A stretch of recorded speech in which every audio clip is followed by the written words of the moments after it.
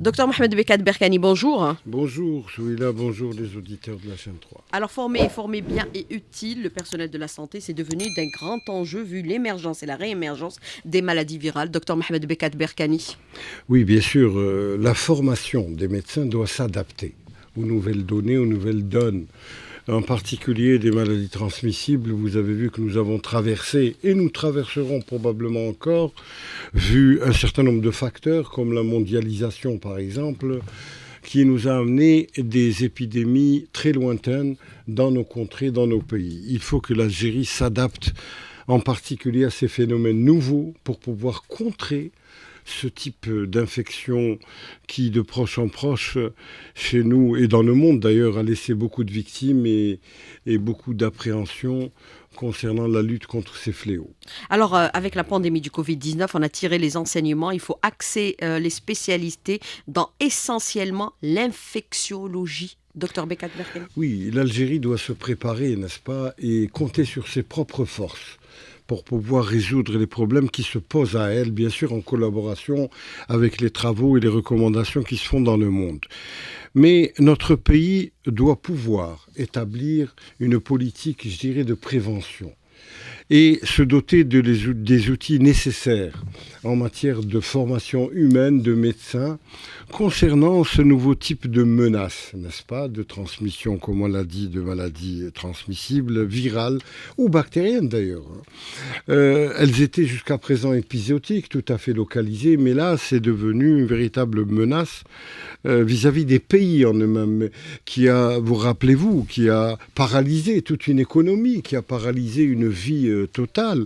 Alors, notre pays doit se doter d'outils de formation et d'outils d'essayer de contrer, n'est-ce pas, ces menaces de façon nationale, n'est-ce pas, de trouver des outils nationaux.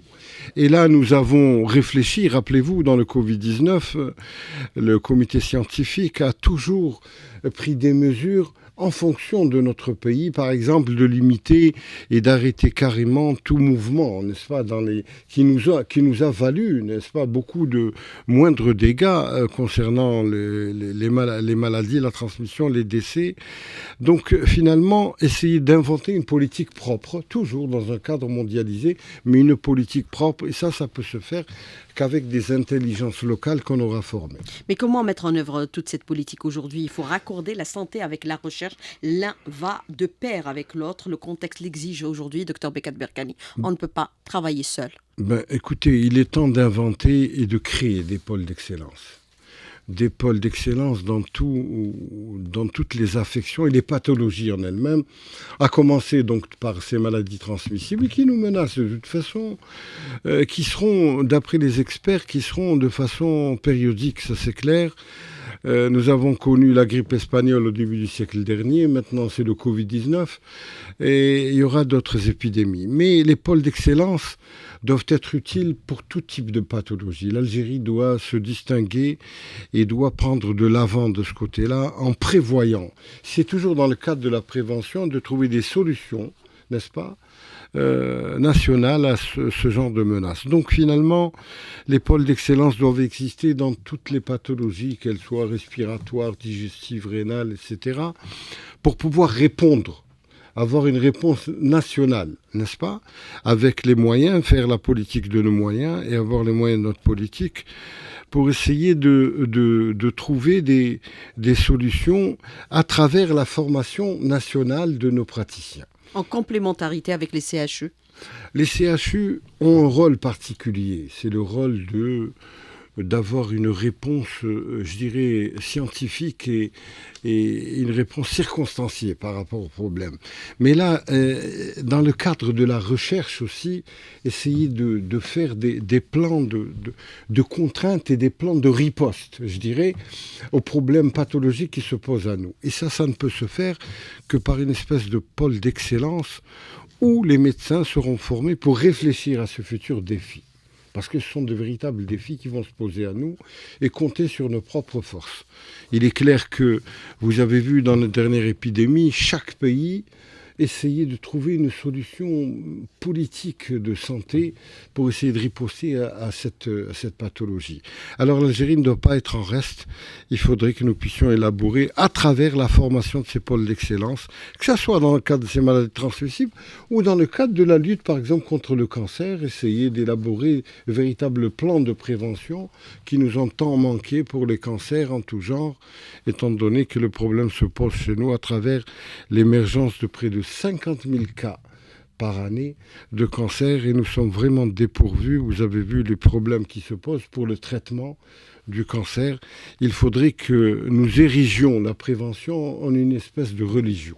Alors vous dites que les outils, c'est d'aller vers les pôles d'excellence. Est-ce que pour au niveau de ces pôles d'excellence, il faudrait les installer au niveau des régions et des localités stratégiques à travers le territoire national, où nous observons depuis quelque temps, même si l'Algérie les a totalement éradiqués, l'émergence de certains cas de maladies totalement éradiquées et des cas bien sûr importés, tels que l'avait déclaré déjà Dr Ahamouk, qui est au niveau du CHU de Tamanrasset. Dr Bekat Berkani. Il est clair que c'est dans les régions où vous avez le nombre de maladies considérées qui sont maladies transmissibles ou d'autres pathologies qui sont les plus nombreuses que ces pôles d'excellence doivent exister par rapport au fait qu'il y ait un matériel humain plus important. Ces médecins doivent être confrontés donc à la réalité du terrain pour essayer de faire, comme on disait tout à l'heure, des plans.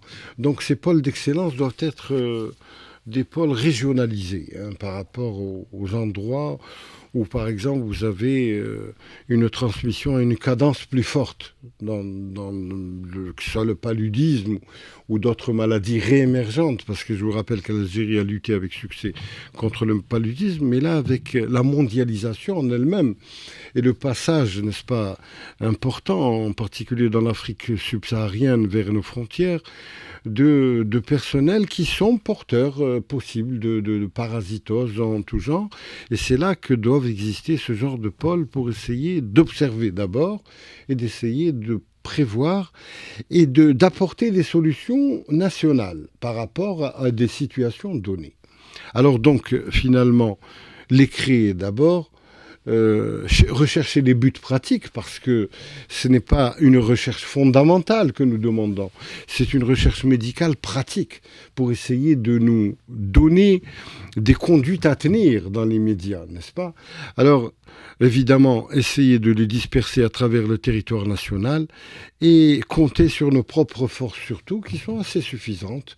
Nous sommes arrivés à un taux d'intelligentsia médicale qui est important de la part de nos jeunes collègues, qui sont aptes à nous donner ce genre de précision et ce genre d'évolution médicale. Mais par rapport à ce que vous déclarez à l'instant, Dr Mohamed Bekat Berkani, bien sûr, ces pôles un peu d'excellence qui doivent être répartis au niveau des régions et des zones névralgiques du pays. Est-ce que le personnel technique médical doit avoir aussi un grand rôle à jouer? Il doit s'adapter au nouveau contexte sanitaire. Oui, tout à fait. Parce que le personnel, comme vous dites, paramédical ou technique ou d'accompagnement, n'est-ce pas, doit être à la hauteur. On parle beaucoup de médecins. On parle de médecins. Le médecin, c'est l'élément essentiel. Mais seulement, vous avez tous ces petits à côté, bien entendu, ces petits à côté qui font que l'entreprise réussira, bien entendu. Et la formation de ce personnel technique est essentielle, bien entendu. Elle est voire même fondamentale dans certains cas. Vous savez que la médecine devient de plus en plus technique aujourd'hui. Vous avez l'intelligence qui est là pour guider, n'est-ce pas, l'axe de la recherche, mais vous avez aussi le personnel technique qui est apte à appliquer, à apporter des solutions pratiques, n'est-ce pas, et d'essayer de trouver, comme je dirais, des conduites à tenir qui soient adaptables, qui soient adaptées pour accompagner l'axe de la recherche en elle-même. Alors la formation médicale en Algérie est une des plus importantes, elle est très courtisée puisque la qualité des médecins aujourd'hui est attestée au niveau national et au niveau international. Nous avons ce phénomène aujourd'hui auquel nous sommes confrontés, c'est l'immigration des médecins. Cette immigration des médecins aujourd'hui, comment peut-on la qualifier, Dr Bekat Berkani, un phénomène normal ou une véritable exode cautionnée par certains États? Vous savez, l'immigration des cerveaux a été de tout temps existé. de la part des pays émergents vers d'autres pays qui ont des moyens, qui ont des moyens, qui ont des situations professionnelles qui sont plus valorisantes que dans les pays en voie de développement, dans les pays émergents. Mais seulement dans notre pays, en dehors de la formation, comme vous dites, qui est acceptable, je dirais, qui est ce qu'elle est. Mais les médecins algériens, ce sont des médecins qui ont fait leurs preuves à travers beaucoup de pays du monde. Alors, chez nous, on a assisté dernièrement à un véritable exode de la part de nos jeunes confrères. Il faut le dire, ça c'est une réalité.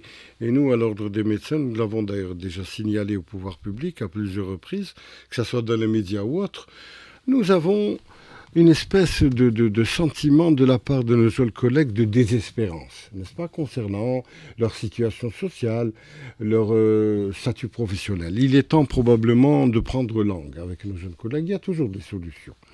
Ceci dit, en dehors de cela, c'est une réalité, c'est que nos collègues sont partants, en particulier dans les pays francophones, étant donné que la médecine algérienne est francophone, ça c'est clair, qui offre probablement des conditions apparentes meilleures, n'est-ce pas?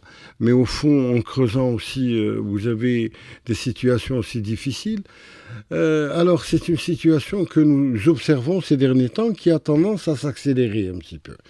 Là, je pense que les pouvoirs publics doivent absolument essayer, en dehors du fait que la migration est tout à fait volontaire, on ne peut pas empêcher quelqu'un de façon personnelle de partir, mais d'essayer de discuter, de trouver probablement des solutions, d'essayer de faire évoluer les conditions matérielles d'exercice de la médecine, qui sont devenues, comme je disais tout à l'heure, de plus en plus techniques. De faire évoluer les conditions socio-professionnelles, c'est important. De faire évoluer l'évolution de carrière de nos jeunes médecins pour essayer de garder le maximum. Et le reste, on n'empêchera pas, et véritablement, comme dans tous les pays du monde, l'Algérie n'est pas singularisée par rapport à ce qui se passe dans le monde entier. Mais est-ce qu'on peut considérer que c'est un phénomène normal ou une véritable exode? Docteur Bekat Berkani, c'était ma question, puisqu'aujourd'hui, dans certains pays, on parle d'immigration choisie et ciblée, et c'est des textes qui ont été adoptés ce mois de février. Écoutez, si vous parlez de la France métropolitaine, c'est de bonne guerre. Ils sont dans une situation de difficulté médicale qui est claire par rapport au numerus clausus. Ça, c'est leur problème. Chez moi, en Algérie, on n'a pas probablement le droit de piller comme ça des ressources, n'est-ce pas? C'est une réalité.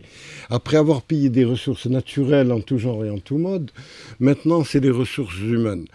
Il est question probablement pour ces pays-là de réfléchir à l'éthique, n'est-ce pas, de relations internationales. Essayer de trouver des solutions nationales pour essayer d'éviter une exode totale. Pourquoi? Parce qu'une exode de l'intelligentsia, pour parler des médecins, ça se fera au détriment de ces pays émergents. Et de toute façon, ça rejaillira sur ces pays qui ont reçu cette main-d'œuvre spécialisée et cette main-d'œuvre intellectuelle.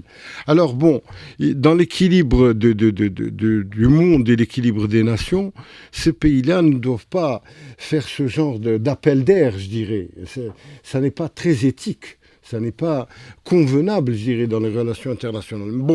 Mais pour nous, dans notre pays, il faudrait que nous voyions notre situation nationale et essayer de trouver des solutions internes. Et je pense que la majorité, on n'empêchera pas pour faire une immigration zéro.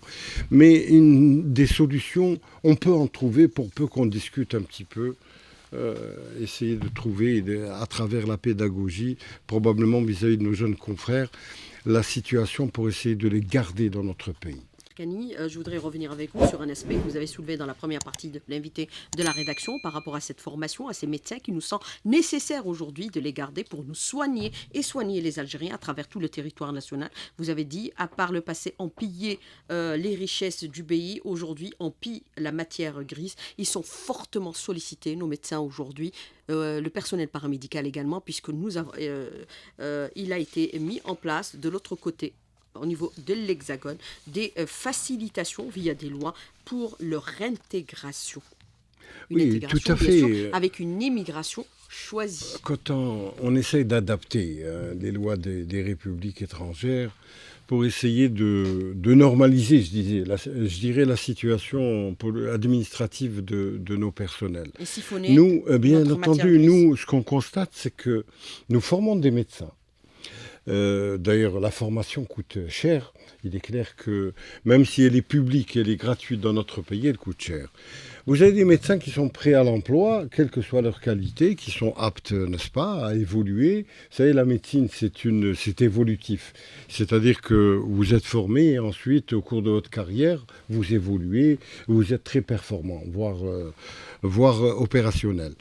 Alors, ces pays-là, ils ont des contraintes d'ordre, je dirais, national, étant donné qu'ils ont fait des numerus clausus, etc.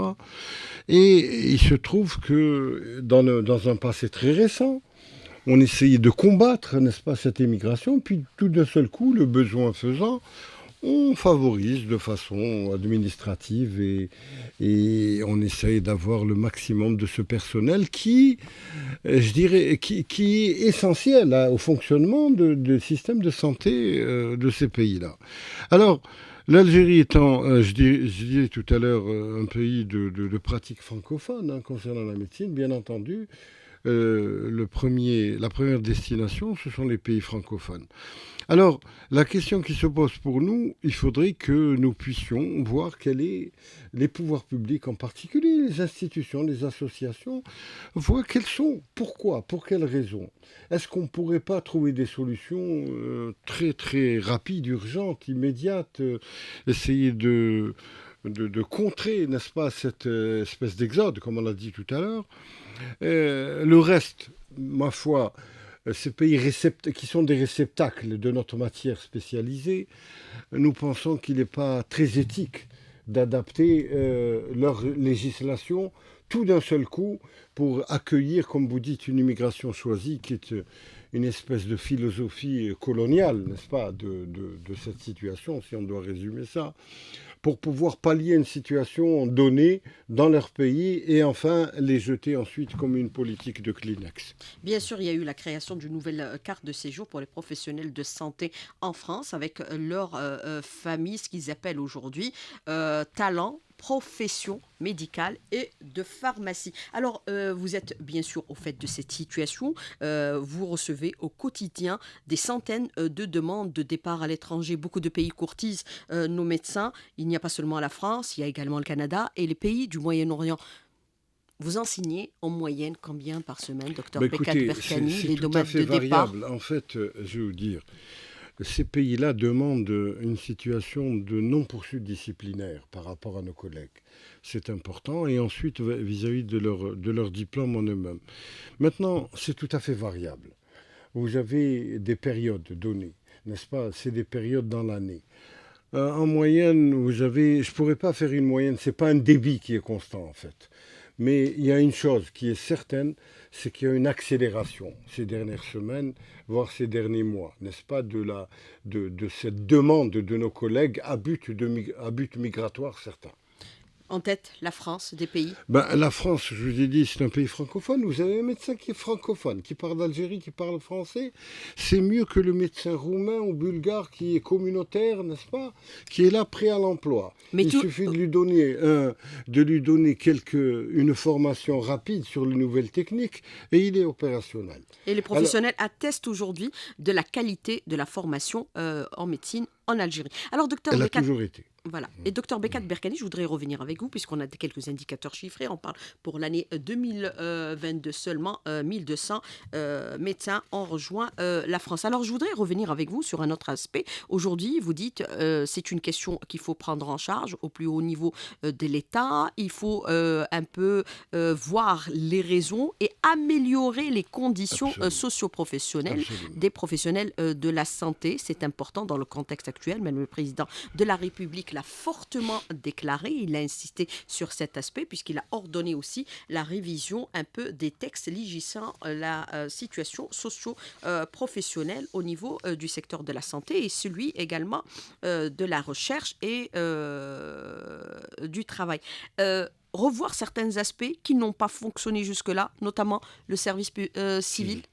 Oui, tout à fait. Le président de la République a donné des orientations qui sont claires dans ce sens. Mais maintenant, il faut les appliquer. Les appliquer Et les prendre comment? en charge Bien rapidement? entendu, vous avez les Parce que de l'autre personnes. côté, on a adopté des lois ce mois Bien de sûr, février. bien 1er entendu, février. bien entendu. Ils adoptent des lois parce que c'est urgent. Ils sauvent un Et c'est système de urgent pour santé nous au de les garder. détriment du nôtre. Alors, pour nous, il faut de façon urgente, n'est-ce pas? C'est une situation d'urgence. Il faut absolument que les pouvoirs publics puissent prendre langue, je dirais, de façon collective. Vous avez des représentants syndicaux. Vous avez les personnes en elles-mêmes qui sont Les concernées. corporations professionnelles. Les corporations, les sociétés savantes. Quels sont les problèmes qui se posent? Pourquoi? Pour quelles raisons? Nos jeunes confrères en particulier sont dans une véritable fuite organisée pour essayer d'aller vers d'autres cieux. Est-ce que c'est une perte d'espoir? Pourquoi? L'Algérie, c'est un pays qui a toujours essayé de trouver des solutions en elle-même.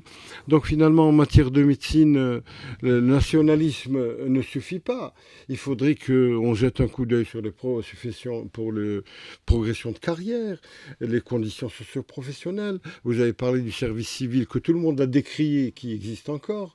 Alors, il faut faire un véritable retour vers soi, essayer de voir ce qui n'a pas marché, et de façon urgente. Vous avez les pouvoirs publics dans leur sens, les ministères en tout genre, qui ont le pouvoir public, n'est-ce pas, de changer les choses, proposer des solutions pratiques au gouvernement pour essayer de faire améliorer les situations de façon urgente. Et essayer de prendre langue et de discuter. C'est dans le dialogue qu'on règle ce genre de situation. Évidemment, les médecins, nos jeunes diplômés se sentent un petit peu, excusez-moi du terme, abandonnés dans ce sens. Abandonnés, pourquoi? Parce que la carrière est courte. Ils se disent, même si les conditions d'accueil, par ailleurs, dans ces pays-là ne sont pas optimales, il y a des tas de problèmes qui se posent. Il ne faut pas croire que même s'ils sont accueillis à bras ouverts, ils sont utilisés pour aller dans les endroits où les populations médicales de ces pays ne vont pas. Ils sont utilisés dans des termes véritablement de travail forcené. Ils sont, n'est-ce pas, parfois sous-payés, etc. Mais qu'à cela ne tienne, nous, ce qui nous concerne, c'est pratiquement de bonne guerre. Je suis responsable de retenir les praticiens que j'ai formés. Il faudrait que je discute avec eux. C'est ça la solution, et il n'y en a pas d'autre. Alors, justement, sur cet aspect, bien sûr, socio-professionnel, il y a des efforts à fournir. Les accompagner aussi pendant toute leur carrière en mettant en place les moyens nécessaires pour qu'ils puissent exercer dans les conditions meilleures. Ça, c'est aussi important. Le privé également, dans ce cadre-là, il a un rôle important à jouer. Docteur Bekat Berkani, Oui, vous dans la savez, nouvelle nomenclature, la nouvelle politique ou la nouvelle vision qu'on voudrait mettre en place. on a toujours Parce dit- qu'aujourd'hui, on ne parle plus de réforme hospitalière, on parle de consolidation des moyens mis en place. Écoutez, nous avons fait des assises de la santé multiples qui n'ont abouti sur rien du tout. Alors il est temps Même de les textes reprendre... d'application n'ont pas Absolument. été... Il est temps de reprendre les choses de façon Promulguées. pragmatique et pratique. Le secteur privé, c'est un secteur qui est complémentaire. Il doit jouer son rôle. Le secteur public doit être optimal. Ça, c'est dans les principes. L'État a toujours pris la position de leader en matière de lutte contre les maladies. Et c'est un État social par Bien excellence. entendu, il faudrait qu'il assume son rôle complètement. L'Algérie en a les moyens, on parle des moyens humains. Elle a les moyens probablement financiers. Mais il faudrait asseoir une véritable politique de régionalisation. Vous avez parlé de la construction de ces pôles d'excellence, de la fonctionnalité de ces pôles d'excellence. Il faudrait que les hôpitaux soient un petit peu dispatchés avec l'intelligence médicale dans tous les pays, dans toutes les régions d'Algérie, afin que le citoyen, là où il est, puisse trouver une réponse à sa maladie. Et en matière de diagnostic, mais aussi en matière de traitement, il faudrait essayer d'équilibrer ce genre de demande. Il y a une justice médicale à donner dans notre pays. Mais là, ça ne peut se faire qu'à une véritable politique, n'est-ce pas, qui soit volontariste. On ne suffit pas de faire, n'est-ce pas, vous avez des colloques, des vœux pieux qui sont faits. C'est une réalité. Il faudrait que nous, ensemble, nous puissions examiner ce qui a été fait, ce qui reste à faire, pour essayer de pallier justement à ce genre de problème, parce que si on ferme les yeux, nous allons nous retrouver tout seuls. Nous allons, avec l'émigration des médecins, il y aura des migrations des malades.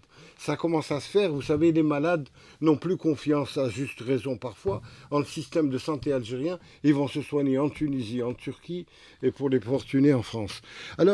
Alors que c'était l'inverse qui se faisait par le passé. L'inverse, nous recevions des Tunisiens, des Marocains, nos frères marocains du Maghreb qui venaient se faire opérer, en Algérie quand les frontières étaient classiquement ouvertes. Alors, de ce côté-là, l'Algérie est un pays qui a été toujours un grand pays de médecine. Il faudrait s'organiser. Il faudrait un peu plus de justice médicale. Il faudrait essayer de répartir, n'est-ce pas, la richesse afin que nos populations et ceux qui ont la responsabilité de faire la médecine puissent reprendre espoir dans la pratique médicale et dans leurs solutions à apporter à leur maladie. Et bien sûr, il y a l'exode aussi des informaticiens, polytechniciens et ingénieurs, tout secteur confondu. Alors, dans cette carte sanitaire révisée aujourd'hui, est-ce qu'elle concerne tous les secteurs, pas exclusivement le secteur de la santé, y compris le ministère de l'Intérieur et des collectivités locales pour octroyer tous les moyens nécessaires pour l'installation des médecins à travers tout le territoire national? Docteur Bekat Berkani, rapidement sur la question de l'auditeur. Oui, il y a une intersectorialité. Vous savez, il n'y a pas que le ministère de la Santé.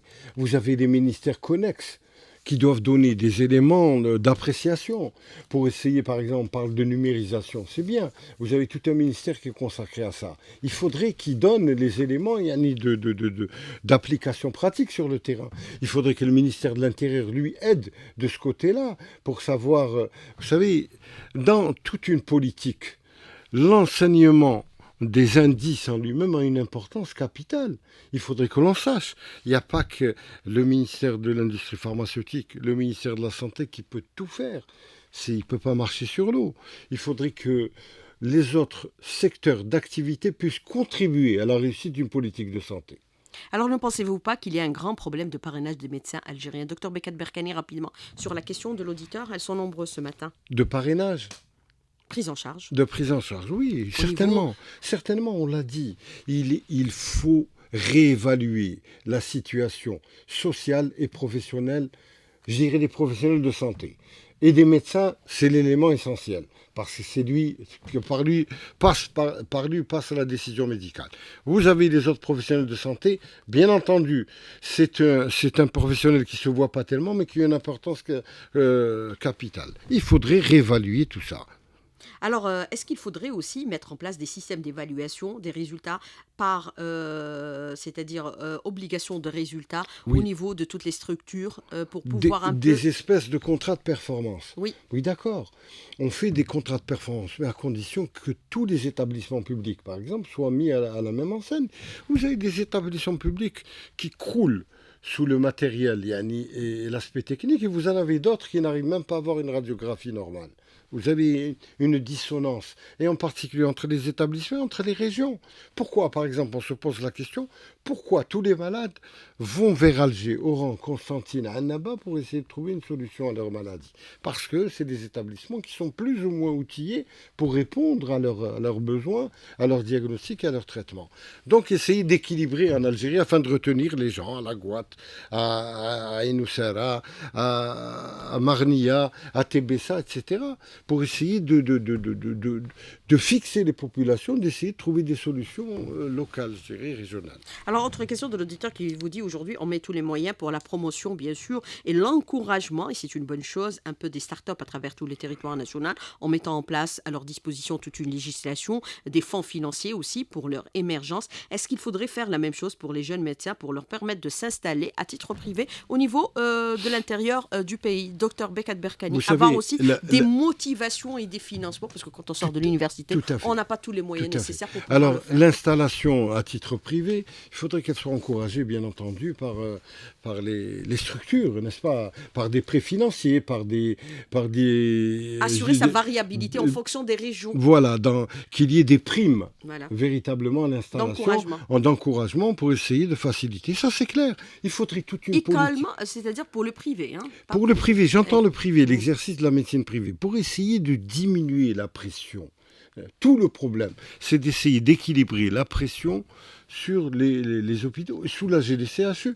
Et si vous créez des pôles d'excellence et que vous avez un afflux de masse de gens qui ont des pathologies communes, ça n'est plus des pôles d'excellence, ça va devenir des polycliniques spécialisées. Eh Voilà. bien, le privé également, les cliniques privées, insiste l'auditeur. Alors, Alors, docteur Bekat Berkani, autre question aujourd'hui par rapport à cette question. On parle un peu des pôles d'excellence. Est-ce que cela va nous permettre un peu de rehausser la qualité des soins dans notre pays, qui, il faut le dire, de l'avis de tous, et ça fait l'unanimité, y compris le président de la République qui a déclaré que notre système de santé est archaïque, même s'il a enregistré des avancées appréciables. Aujourd'hui, il faut aller vers l'excellence. Docteur Bekat Berkani. écoutez, les constats sont là. C'est que effectivement, nous travaillons en fonction nous faisons la politique de nos moyens, et nos moyens ne sont pas à la hauteur des défis technologiques d'aujourd'hui. Nous avons beau ramener un certain nombre de technologies, mais seulement nous sommes en manque. Bon, repenser la politique de santé, d'abord les objectifs, ensuite les moyens, ensuite on parle de l'élément humain, comment faire, essayer de retenir d'abord nos collègues, ben, c'est important. Ensuite leur donner la formation qu'il faut. Parce que la formation aussi, je vous ai dit tout à l'heure en préambule que la médecine est évolutive. La formation, aujourd'hui, vous formez un médecin, demain, vous avez une technologie qui n'est plus adaptée par rapport aux défis, justement, de la médecine et des pathologies qui sont à venir. Donc, finalement, c'est toute une politique d'essayer d'asseoir cette évolutivité.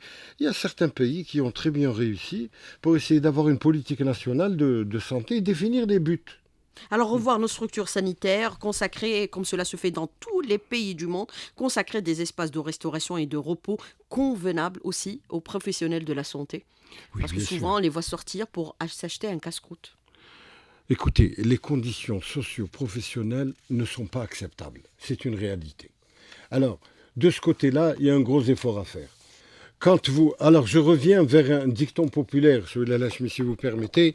Les Algériens, quand ils se rencontrent entre eux, ils demandent quelle est votre santé. Alors la santé, c'est d'abord d'essayer de faire un gros effort, le reste viendra. La situation sociale du football ou autre, c'est variable, je dirais, c'est variable. Mais la santé, quand on la perd, c'est là qu'on se rend compte qu'elle est importante. Alors, s'il vous plaît, vous trouvez des gens actuellement dans notre pays qui sont à la recherche de solutions thérapeutiques, à la recherche d'un lit d'hôpital, à la recherche d'un examen complémentaire, complètement désespérés, il faudrait que cela cesse. Il faudrait que de ce côté-là, on ressuffle l'espoir en apportant des solutions pratiques. Il faudrait que, par exemple, en matière de médicaments, il y a toute une polémique, excusez-moi du terme, de manque ou pas de manque. Les médicaments, il faudrait qu'ils soient à disposition. Je ne sais pas quelles sont les méthodes, je ne sais pas quel est le problème, mais il faudrait les résoudre et rapidement. Voilà, les Algériens attendent des solutions. Alors, il faut de la visibilité via, bien sûr, le système de numérisation qui est en train d'être mis en place et c'est une priorité au niveau du département de la santé. Alors, aujourd'hui, il faudrait aussi, si on va et on améliore notre système de santé, améliorer les conditions socio-professionnelles de personnel de la santé, au profit, bien sûr, des malades pour une santé de qualité, si on parle de l'excellence. Et il faudrait aussi mettre en place, par exemple, certaines pratiques qui sont en vigueur, comme cela se fait dans tous les pays du monde, c'est-à-dire les mesures d'éthique et les mesures d'éthique et de déontologie qui doivent être respectées vigoureusement par rapport à certaines erreurs, par exemple médicales. Écoutez, nous, le Conseil de l'ordre, c'est notre préoccupation première.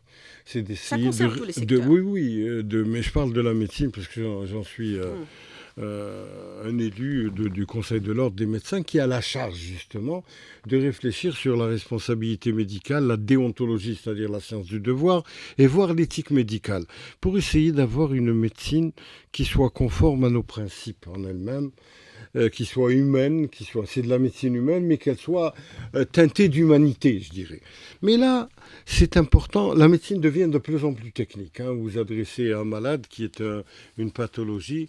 L'essentiel, tout d'abord, je dirais, le premier but, c'est de sortir les malades de sa souffrance humaine. La médecine est née de la souffrance humaine. Ensuite, le comportement du médecin, il sera dicté par des règles. Nous avons des règles de pratique médicale. Maintenant, elles sont évolutives. Nous travaillons un code de déontologie nouveau parce qu'il est évolutif en fonction de la situation, en fonction du nombre de médecins, en fonction de la technologie médicale. Mais ça ne suffit pas. L'application de ces règles est fonction des moyens. La médecine, c'est une question de moyens. Alors les moyens deviennent de plus en plus, je dirais, techniques. Les Algériens sont demandeurs de moyens. Voilà. Technologiques pour essayer de faire le diagnostic le plus précis, d'essayer d'avoir le moyen de lutte le plus compétent et le plus utile. La recherche dans ce cadre-là, Dr Bekat Berkani. Alors la recherche en Algérie, bien entendu, elle est le fait de préoccupations de société scientifique, mais il n'y a ni recherche fondamentale, il faut le dire, ni recherche appliquée. Mais il faudrait travailler en connexion avec la santé. Bien entendu, nous avons un ministère, par exemple, un ministère de l'industrie pharmaceutique, parce que la solution, elle est thérapeutique. Quand vous faites de la recherche, vous trouvez ce qui ne va pas dans tel ou tel type de maladie, vous trouvez la solution thérapeutique, c'est-à-dire par rapport aux médicaments. Il faudrait qu'il y ait une complémentarité. Il faudrait que la recherche fondamentale, elle soit sponsorisée. Vous savez, la recherche fondamentale, c'est un investissement qui se fait sur plusieurs années, et il faudrait que l'Algérie aussi soit... elle a été... Vous avez pas mal d'Algériens qui réussissent dans pas mal de pays du monde. C'est pas l'intelligence qui nous manque, c'est la pratique dans notre pays. Il faut pas... nous sommes capables, n'est-ce pas? Vous avez des tout petits pays dans le monde qui sont producteurs de médicaments, promouvoir de la recherche. La Jordanie. Pourquoi? Bien, Jordanie, pour ne pas la citer, et d'autres pays, alors qu'ils ont des moyens qui sont tout à fait limités. L'Algérie, un grand pays de médecine, elle devrait s'appliquer à ça pour pouvoir éventuellement avoir une politique de La santé. politique de jumelage avec les pays qui ont réussi ou avec des centres de formation à travers le monde, c'est aussi important, Dr Bekat Berkani, puisqu'aujourd'hui, on s'ouvre sur l'international, on va créer un hôpital algéro-qatari avec bien sûr des partenaires allemands. On pourrait aussi avoir l'hôpital américain, on pourrait avoir aussi un hôpital italien dans notre pays. C'est important ce jumelage, ce mix un peu qui permet un peu de s'adapter aux nouvelles technologies. Rapidement sur la question de l'hôpital. Bien entendu, c'est une intention qui est tout à fait louable, elle est très positive. On a déjà une excellente coopération avec les Cubains. Oui, avec les Cubains.